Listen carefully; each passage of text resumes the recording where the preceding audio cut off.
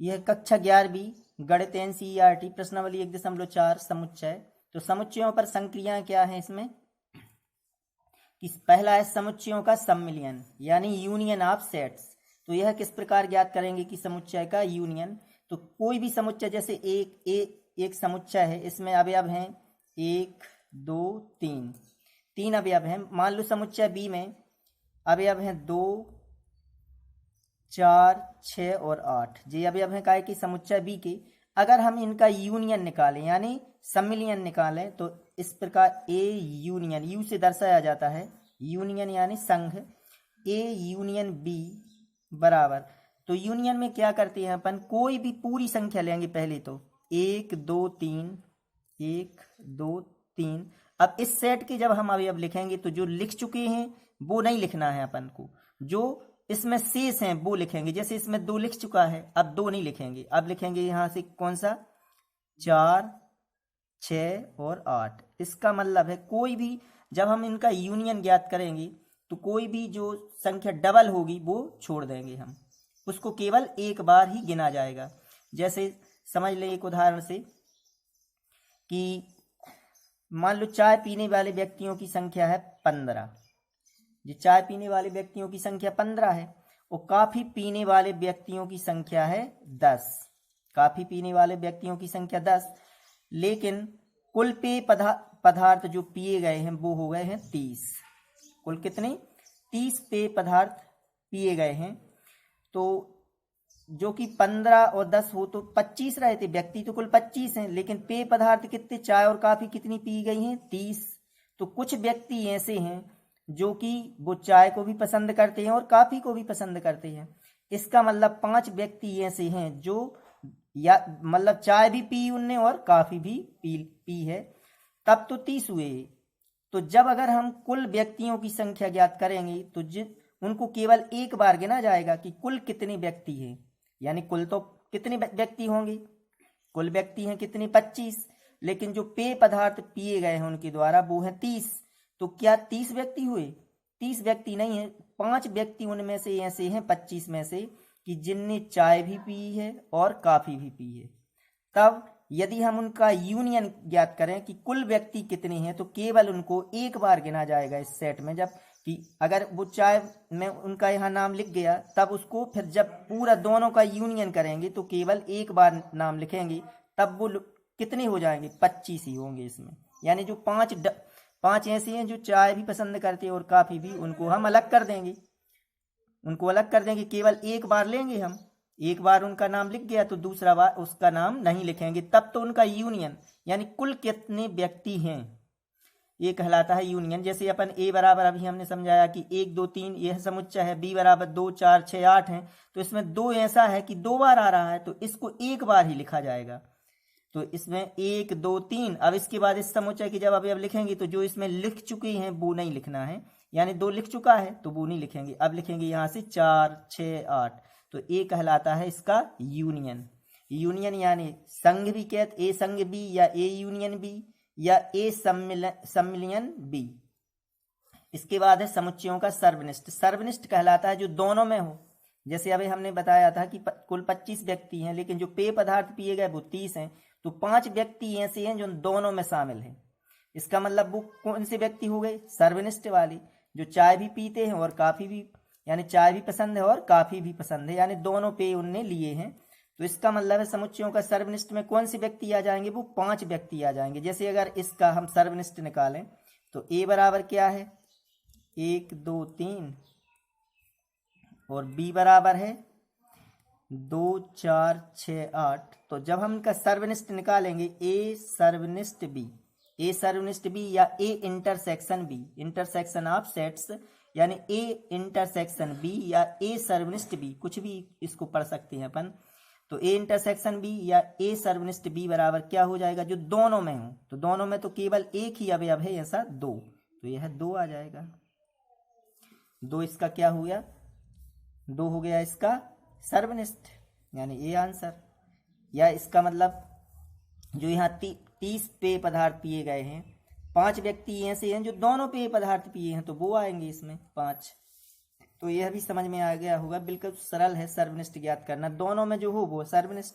अब इसके बाद है समुच्चयों का अंतर। समुच्चयों का अंतर जैसे समुच्चय ए बराबर कोई भी अपन ले लें ए बी सी, और समुच्चय बी बराबर अगर इसमें समुच्चय बी बराबर है C D C D E.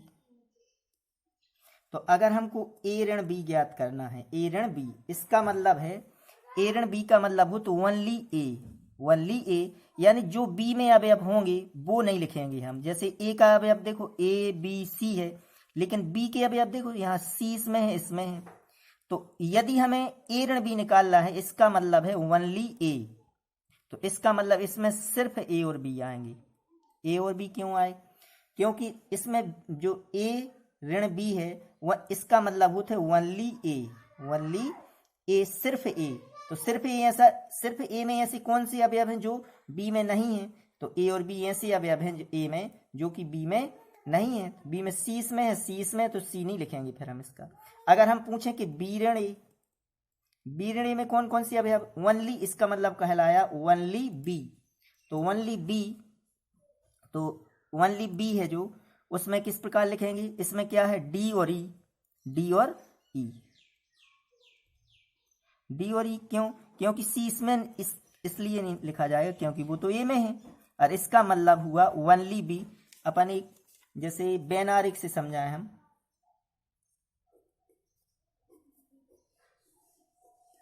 जैसे यह समुच्चय है ए और यह समुच्चय है बी,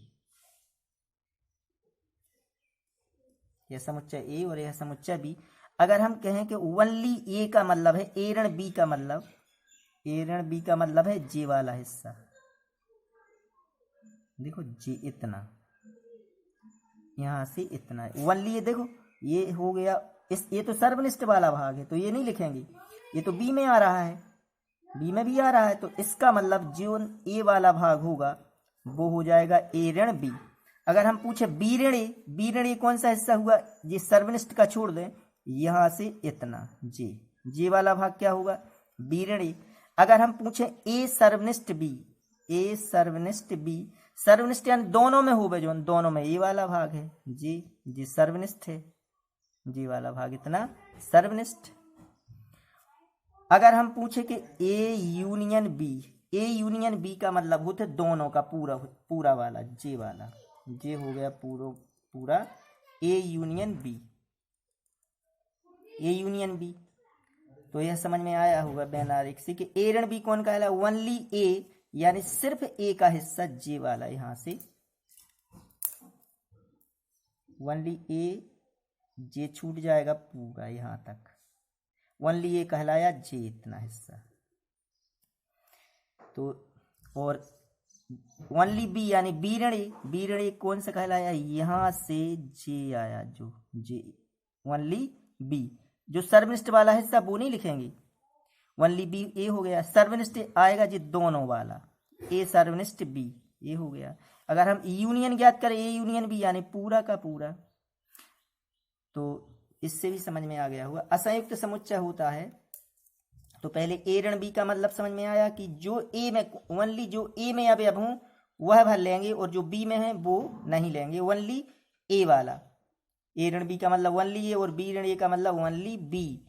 इसका मतलब है ए ऋण बी में सिर्फ ए के अवयव जो बी में ना हो, तो ए और बी भर हैं, और सी ऐसा अवयव है जो बी में है इसलिए सी नहीं लिखा जाएगा। तो ए ऋण बी हो गया ए कामा बी।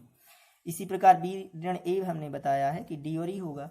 असंयुक्त समुच्चय कौन से कहलाते हैं? यदि असंयुक्त समुच्चय कहलाते हैं जब दो समुच्चयों का कोई भी सर्वनिष्ठ ना हो, दो समुच्चयों का कोई भी सर्वनिष्ठ ना हो। जैसे ए बराबर है 1 2 3 और बी बराबर है 4 5 6। तो ए सर्वनिष्ठ बी जब हम ज्ञात करेंगे तब क्या आएगा? ए सर्वनिष्ठ बी में तो कोई अवयव नहीं है, यानी आ जाएगा 5। तो इसका मतलब दोनों समुच्चय ए और बी असंयुक्त समुच्चय हैं। तब समुच्चय ए और समुच्चय बी कौन से समुच्चय कहलाएंगे? असंयुक्त समुच्चय।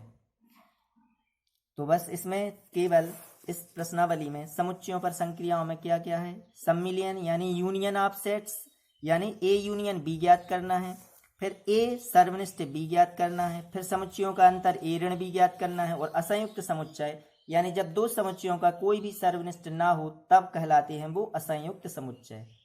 और यदि हमें वेन आरेख द्वारा दर्शाना पड़े तो जैसे अभी हमने बताया कि ए ऋण बी किस प्रकार दर्शाते हैं, जैसे ए ऋण बी, इसका मतलब है जे ए और जे बी, तो जे वाला हिस्सा भाई जे ए ऋण बी हो गया, जे यहाँ से छूट गया। अगर हमसे पूछा गया बी ऋण ए यानी जे ओनली बी वाला हिस्सा, सर्वनिष्ठ पूछा ए सर्वनिष्ठ बी यानी जे वाला हिस्सा, यूनियन पूछा यानी जे पूरा।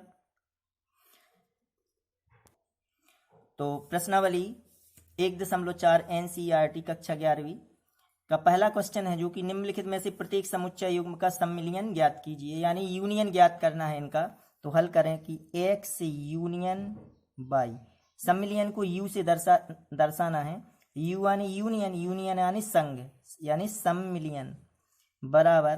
तो पहले अपन एक्स का मान रखें, एक्स का मान है 1 3 5, फिर है यूनियन तो ये यूनियन, फिर अपन क्या बाई का मान, तो बाई का मान है 1 2 और 3, ये हमने समुच्चय की मान रख दे।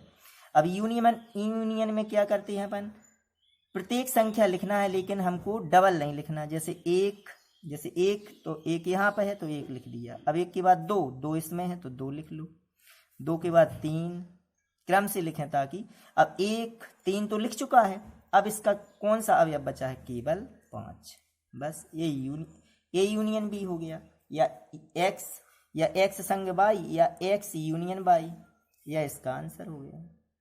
तो समझ में आ गया होगा, इसमें कोई भी डबल नहीं लिखना और कोई भी छूटे ना कोई भी अवयव। तो देखो 1 2 3, तो 1 और 3 इसमें हैं तो वो तो हमने एक बार लिख चुके हैं, अब केवल 5 और था वो भी लिख दिया, यह इसका आंसर हो जाएगा। इसके बाद है AEIOU, इसका दूसरा क्वेश्चन AEIOU और बी में है ABC। तो ए हल करें तो ए यूनियन बी बराबर, तो पहले ए के अवयव हैं AEIOU, यूनियन बी का मान कितना है, बी है जो समुच्चय ABC है। अब अगर हम यूनियन ज्ञात करें तो ए, सोचिए ये लिख लिया, ए के बाद क्या लिखेंगे बी के बाद सी, अब ABC, अब ए तो डबल है तो एक बार लिखना है, अब इसके बाद कौन कौन सी अवयव रह गए जो नहीं लिखे गए हैं, तो ABC तो लिख गया है, अब EIO और U, यह यूनियन हो गया है, ये इसका आंसर। इसके बाद है कि समुच्चय A बराबर x जबकि x एक प्राकृत संख्या है और 3 का गुणज है। तो इसके हल करें पहले, तो A बराबर x जबकि x एक प्राकृत संख्या और 3 का गुणज, प्राकृत संख्या और 3 के गुणज लिखें, तो 3 के गुणज 3 6 9 12 15 डैश डैश डैश अनंत तक चलेगा जी, 3 के गुणज हैं प्राकृत संख्याओं में। और B सेट क्या है, B है कि x जबकि x संख्या 6 से कम एक प्राकृत संख्या भी है और 6 से कम भी है, तो प्राकृत संख्या होती है शुरू 1 से, 1 2 3 4 और 5, क्योंकि 6 से कम है। अब हमको इसका यूनियन ज्ञात करना है, ए यूनियन बी बराबर, तो कौन सी संख्या आ जाएंगी, 1 2 3 4 5। अब इस सेट के देखो 1 2 3 4 5 क्रम से लिख रहा है, अब 3 तो लिख चुका है तो अब नहीं लिखेंगे हम दूसरा, क्योंकि एक बार लिखना है, कोई डबल नहीं लिख, जो डबल है वो उसको एक बार लिखते हैं और बाकी छोड़ देते हैं। यहाँ कौन संख्या बची, अब 6 9 12 15 डैश डैश डैश अनंत तक, यह इसका यूनियन बी हो जाएगा। इसके बाद चौथा क्वेश्चन है इसका कि एक्स ए बराबर x जबकि x एक प्राकृत संख्या है और एक छोटा है x से और x छोटा या बराबर 6, तो इसको हल करें, एक छोटा है x से तो a बराबर, एक छोटा है x से तो इसका मतलब एक तो लिखेंगे नहीं, एक छोटा है x से, लेकिन x छोटा या बराबर है 6, जब बराबर का निशान हो तब वह संख्या शामिल है, लेकिन अगर छोटा होता कि x छोटा है 6 से, इसका मतलब 5 तक लेते हैं अपन। यहाँ लिखा है एक छोटा है x, इसका मतलब 2 से शुरू होगा, क्योंकि एक तो छोटा है x से, तो 2 के आगे 3 4 और 5 और इसमें 6 भी लेंगे क्योंकि इसके नीचे क्या लगा है बराबर, तो 6 भी आ जाएगा। यह समुच्चय ही हो गया। अब समुच्चय बी क्या है, x, जबकि x एक प्राकृत संख्या और 6 छोटा है x से और x छोटा है 10। का मतलब 6 छोटा है x से और बराबर का निशान नहीं लगा, तो इसको 6 और 10 तो नहीं लेंगे क्योंकि यहाँ भी नहीं लगा है, तो 6 छोटा है यानी 7, 8 और 9। अब इसका हम यूनियन ज्ञात करें, ए यूनियन बी बराबर, तो इसलिए ए यूनियन बी बराबर ए संग बी भी लिख सकते हैं, सम्मिलियन भी पढ़ सकते हैं इसको, या यूनियन यू से दर्शाया है इसी प्रकार। तो क्या आ जाएगा, ए यूनियन बी का मान 2, 3, 4, 5, 6, 7, 8 और 9। इसके बाद है ए बराबर, इसे हल करें, यह इसका आंसर हो गया। ए बराबर है 1, 2, 3, बी बराबर 5, तो ए यूनियन बी बराबर, ए यूनियन बी बराबर तो 1, 2, 3, यहाँ डायरेक्ट भी लिख सकते हैं और ज़्यादा थोड़ी बड़ा करना है सवाल, तो यू, अब बी का मान क्या है 5, ए का मान और ए बी का मान और यूनियन। अब 5 का मतलब तो रिक्त होता है, इसमें तो कोई अवयव है नहीं, तो इसका मतलब है क्या आ जाएगा, इसमें तो कोई अवयव है नहीं, तो यानी 1, 2 और 3 ही आएगा। अब 1, 2, 3 कौन से समुच्चय के अवयव हैं, तो इसकी जगह हम ए लिख सकते हैं कि ए यूनियन बी बराबर ए। ये कब आएगा, जब बी का मान क्या है 5। अगर हम इनका इंटरसेक्शन निकालते, ए इंटरसेक्शन बी यानी दोनों में उभयनिष्ठ, तो कोई भी अवयव है नहीं उभयनिष्ठ, तो आ जाता 5 यानी समुच्चय बी आ जाता जब सर्वनिष्ठ निकालते इसका तब। तो ये है इसका आंसर हो जाएगा ए यूनियन बी बराबर ए का मान जे बी का मान, इनमें कोई भी 5 यानी रिक्त, तो इसमें तो कोई अवयव है नहीं, तो इसका मतलब 1, 2, 3 ही आएंगे। 1, 2, 3 कौन से समुच्चय के अवयव हैं, जी समुच्चय ए है, तो इसकी जगह पे हम समुच्चय ए भी लिख सकते हैं, यही इसका आंसर हो जाएगा। यह प्रश्न क्रमांक दूसरा कि मान लीजिए कि समुच्चय ए बराबर ए बी और बी बराबर ए बी सी, क्या ए उप समुच्चय है बी का। उप समुच्चय कब होता है, जब ए छोटा हो और बी बड़ा हो, यानी बी हो वह समुच्चय और ए का हो वह उसका उप समुच्चय। वो बोल रहे ए उप समुच्चय है क्या बी का, तो ए संग बी भी ज्ञात कीजिए। तो देखो यहाँ ए का क्या प्रत्येक अवयव बी से लिया गया है, देखो ए यहाँ से लिया गया और बी भी, इसका मतलब ए के जो अवयव हैं वो समुच्चय बी से लिए गए हैं, तब ए क्या है उप समुच्चय और बी है जो समुच्चय है। तो वे पूछ रहे क्या ए उप समुच्चय बी सही है, हाँ ए उप समुच्चय बी सही है, क्योंकि ए का प्रत्येक अवयव समुच्चय बी से लिया गया है।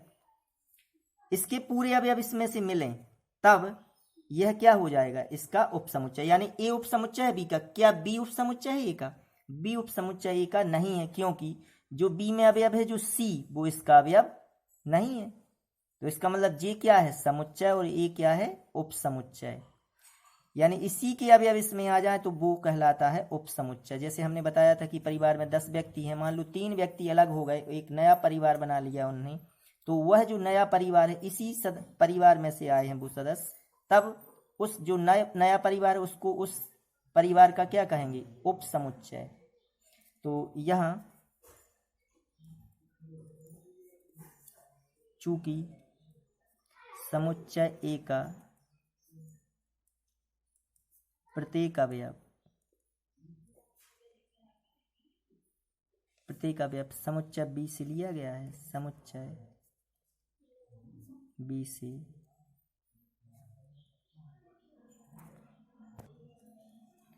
बी से लिया गया है, क्योंकि समुच्चय ए का प्रत्येक अवयव समुच्चय बी से लिया गया है, इसलिए ए उप समुच्चय बी सही है। ए उप समुच्चय बी सही है क्योंकि ए क्या है उप समुच्चय है बी का। अब भी पूछ रहे ए संग बी ज्ञात कीजिए, तो ए यूनियन बी या ए संग बी बराबर ए के अवयव हैं ए और बी यूनियन बी के अवयव हैं ए बी और सी। तो अब यूनियन में क्या करते हैं अपन, कोई भी संख्या डबल नहीं लेना है, वो कोई छूटे भी ना कि ए लिख लिया बी लिख लिया, ए और बी तो लिख चुके हैं, अब क्या लिखेंगे अपन सी, तो ये बन जाएगा ए बी सी, इसका यूनियन आ गया। ए बी सी की जगह पे हम बी लिख सकते हैं, बी इसलिए लिख सकते हैं क्योंकि ए बी सी कौन से जे अवयव हैं जो समुच्चय बी के हैं, तो इसकी जगह क्या लिख सकते हैं समुच्चय बी यानी ए यूनियन बी बराबर बी, ये इसका आंसर हो गया।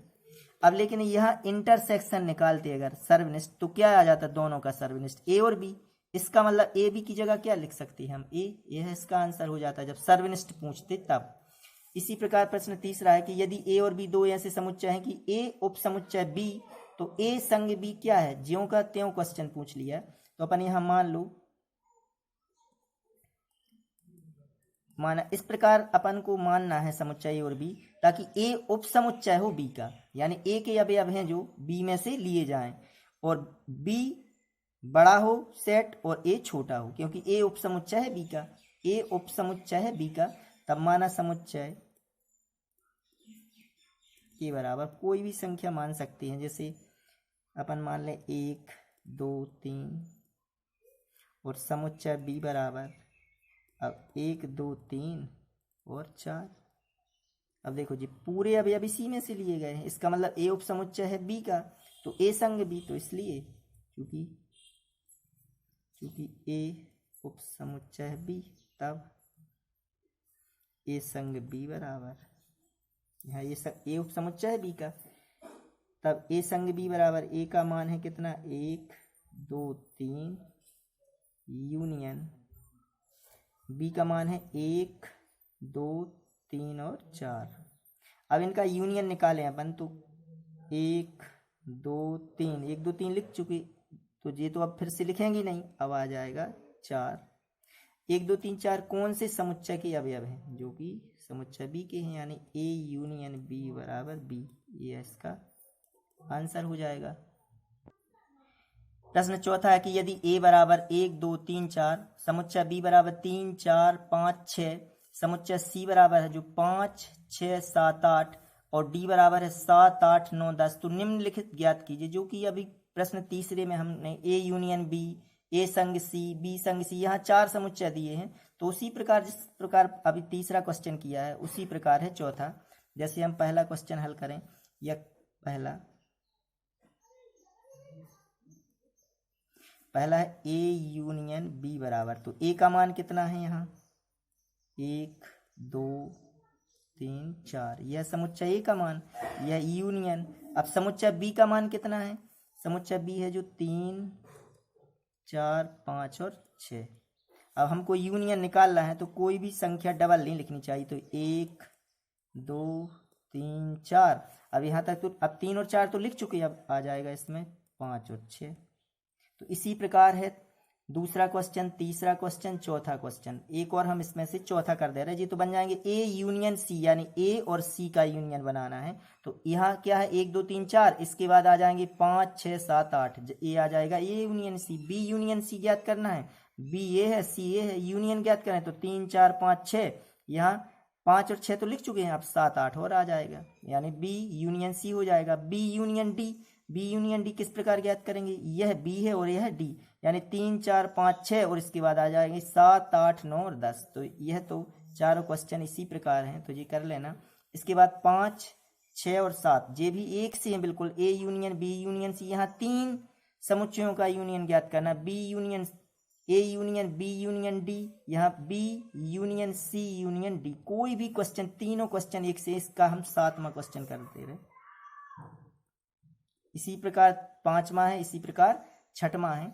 तो पहले क्या है B union C union D बराबर, तो पहले बी का मान रखें, समुच्चय बी कितना है 3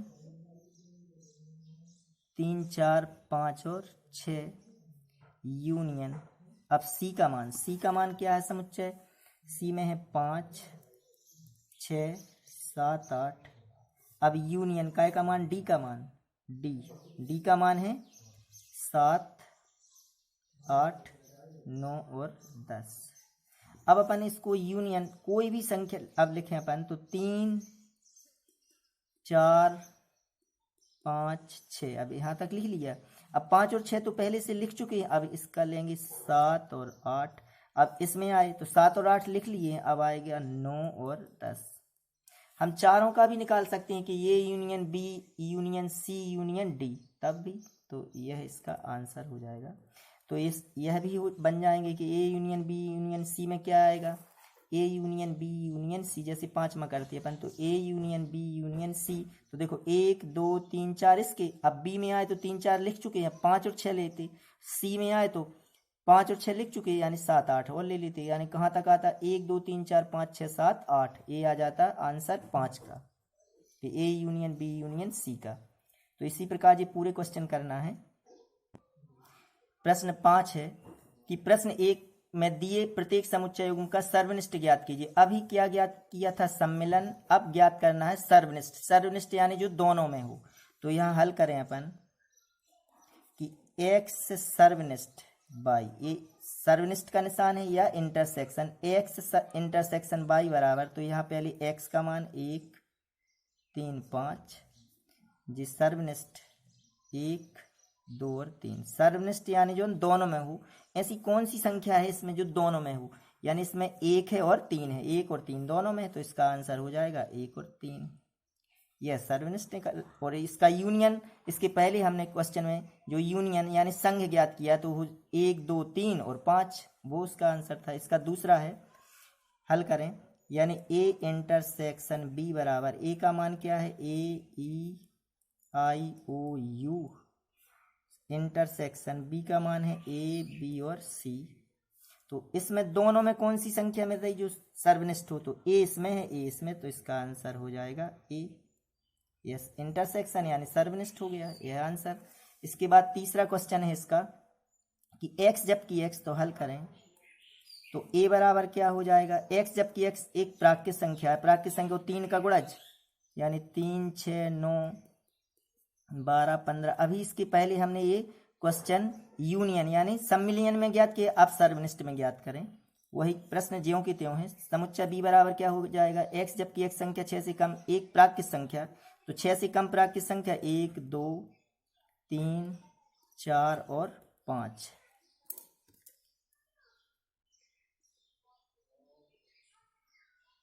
अब इसका हमें इंटरसेक्शन ज्ञात करना है, ए इंटरसेक्शन बी बराबर, तो ए का मान 3 6 9 12 15 dash dash dash, intersection B का मान कितना है, 1 2 3 4 और 5। अब इनका इंटरसेक्शन निकालें तो कौन सी संख्या दोनों में है, 3 भर, 3 इसमें है 3 इसमें है, तो इसका आंसर हो जाएगा 3।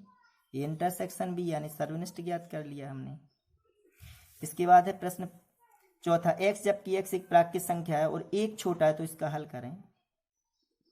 एक छोटा है x से, यानी समुच्चय में क्या आ जाएगा, एक छोटा है x से यानी 2 से शुरू होगा 2, और x छोटा है बराबर 6, यानी कहाँ तक आएगा 6 तक, 2 3 4 5 और 6, क्योंकि यहाँ बराबर है तब 6 शामिल हो जाएगा समुच्चय बी में। x जबकि x प्राकृत संख्या और 6 छोटा है x से और x छोटा है 10 से, यानी ये 7 8 और 9, क्योंकि 6 छोटा है।